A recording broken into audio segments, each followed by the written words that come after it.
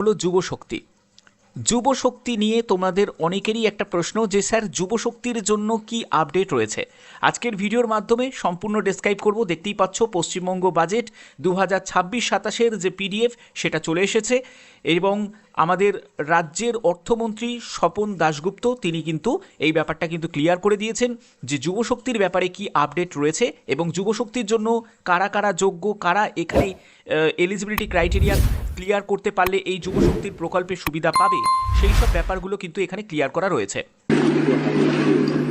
21 থেকে 45 বছর বয়সী যোগ্য শিক্ষিত বেকার যুবকদের মাসিক ভাতা দেওয়ার উদ্দেশ্য অক্টোবর 2026 থেকে ভরসা কর্মসূচি চালু করা হবে।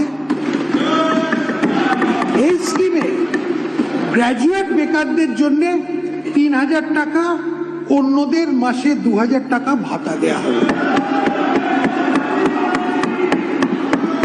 এই কর্মসূচি যে সকল পরিবারের আয় 1 লাখ টাকার কম এবং যারা অন্য কোনো সামাজিক সুরক্ষা প্রকল্পের সুবিধা পাচ্ছেন না, এইসব পরিবারের প্রার্থীর জন্য প্রযোজ্য হবে। আমি এক এক করে প্রত্যেকটি তথ্য তোমাদের কাছে ডেসক্রাইব করব এবং এর জন্য কি কি প্রয়োজনীয় ডকুমেন্টস তোমাদের রেডি রাখতে হবে অবশ্যই সেই ব্যাপারেও আপডেট থাকবে। ভিডিওটা প্রত্যেকের জন্য খুব ইম্পর্ট্যান্ট, অবশ্যই বলবো শেষ পর্যন্ত দেখবে।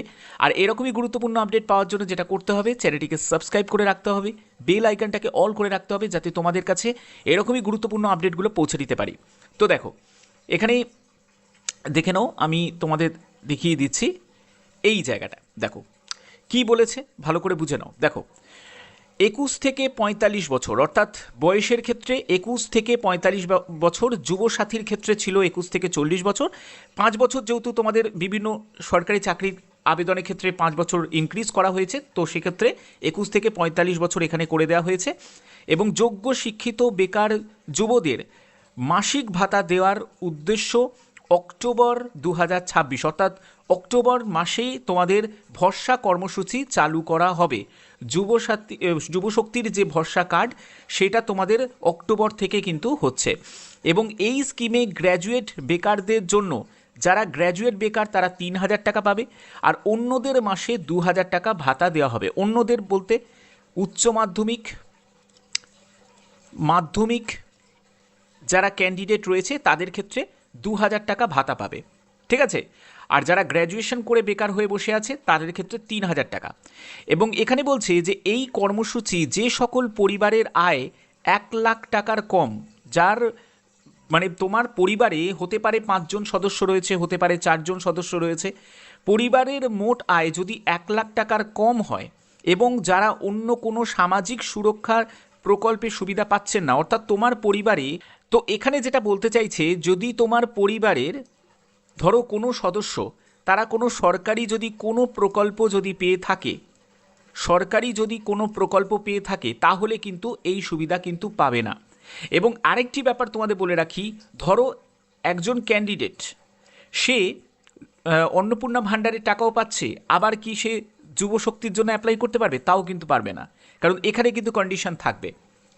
তোমাকে যে কোনো একটি, তুমি যদি অন্নপূর্ণা ভাণ্ডারের জন্য যদি তোমার অ্যাপ্লাই করে থাকো তাহলে কিন্তু যুবশক্তির জন্য অ্যাপ্লাই করা যাবে না, কারণ সরকার কখনো দুটো তোমাদের বেনিফিট নিতে দেবে না, ঠিক আছে। এই ব্যাপারে কিন্তু তোমাদের একটা কড়া নির্দেশিকা থাকবে এবং সেই সব পরিবারের প্রার্থীদের জন্য প্রযোজ্য হবে যাদের 1 লাখ টাকার কম মানে বছরে আয়, তাদের জন্যই কিন্তু এই মানে প্রকল্পের সুবিধা তারা পাবে, ঠিক আছে।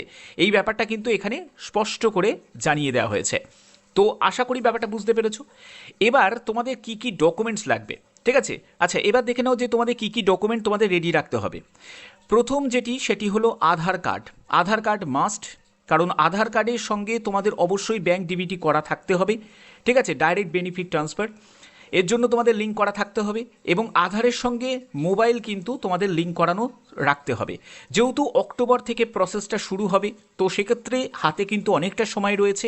যারা এখনও ডিবিটি করোনি তারা কিন্তু ডিবিটি করে নিতে পারো এবং যাদের মোবাইলে লিঙ্ক করা নেই আধার কার্ডের সঙ্গে তারাও কিন্তু লিঙ্কটা করিয়ে নাও, এটা কিন্তু এখনও সময় রয়েছে। এরপরে ভোটার কার্ড অবশ্যই তোমাদের প্রয়োজন। এজ প্রুফ ডকুমেন্ট হিসাবে তোমাদের মাধ্যমিকের অ্যাডমিট কার্ড বা বার্থ সার্টিফিকেট সেটা তোমাদের প্রয়োজন হবে।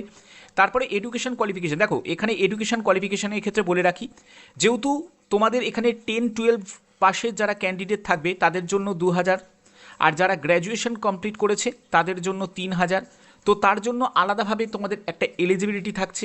তো এর জন্য প্রয়োজনীয় যে মার্কশিট এবং সার্টিফিকেট সেটা কিন্তু লাগবে। ওকে, তারপরে হচ্ছে ব্যাংকের পাসবই। ব্যাংকের পাসবইয়ের যে ফ্রন্ট পেজ সেটা তোমাদের your name, account number, IFSC code সব কিছু মেনশন করা থাকবে এবং অবশ্যই তোমাদের আধার সিডিং করানো থাকতে হবে। ঠিক আছে? আচ্ছা, এমপ্লয়মেন্ট এক্সচেঞ্জ কার্ড নিয়ে তোমাদের একটা প্রশ্ন জাগতে পারে, তবে এমপ্লয়মেন্ট এক্সচেঞ্জ কার্ডের ব্যাপারে কিন্তু খুব একটা বেশি কড়াকড়ি থাকবে না। এমপ্লয়মেন্ট এক্সচেঞ্জ কার্ড ছাড়াও কিন্তু হবে, কোনো অসুবিধা হবে না। এরপরে পাসপোর্ট সাইজের ছবি সেটা তোমাদের লাগবেই, এবং তোমরা যে কাস্ট থেকে বিলং করছো তোমাদের কাস্টের জন্য যে প্রপার যে সার্টিফিকেট সেটা কিন্তু লাগবে। এবার দেখো, যারা অফলাইনে করবে তাদের জন্য একরকম থাকে, তোমরা জানো যে অনলাইনের ক্ষেত্রে একরকম থাকে। কারণ অন্নপূর্ণা ভাণ্ডারের ক্ষেত্রে যারা অফলাইনে আবেদন করেছো তাদের ক্ষেত্রে অনেক ডকুমেন্টস কিন্তু তাদের দিতে হচ্ছিল এক্সট্রা, কিন্তু যারা অনলাইনে আবেদন করেছো তোমরা নিজেরাই জানো যে আধার কার্ড লাগছে আর শুধু ভোটার কার্ড লাগছে, এই দুটো ডকুমেন্ট হলেই হয়ে যাচ্ছিল। তাহলে সেক্ষেত্রে তোমাদের এটা কিন্তু ভ্যারি করবে তুমি অফলাইনে করছো না অনলাইনে করছো। প্রথমে তোমাদের অফলাইন প্রসেস শুরু হবে, তারপরেই তোমাদের কিছুদিন পরে অনলাইনটাও শুরু হয়ে যাবে। ঠিক আছে? তো এই ভিডিওর মাধ্যমে যে মেন আপডেটটা সেটা তোমাদের কাছে ক্লিয়ার করতে পারলাম। যদি ভিডিওটা ভালো লাগে অতি অবশ্যই ভিডিওটাতে একটি লাইক করো। তোমাদের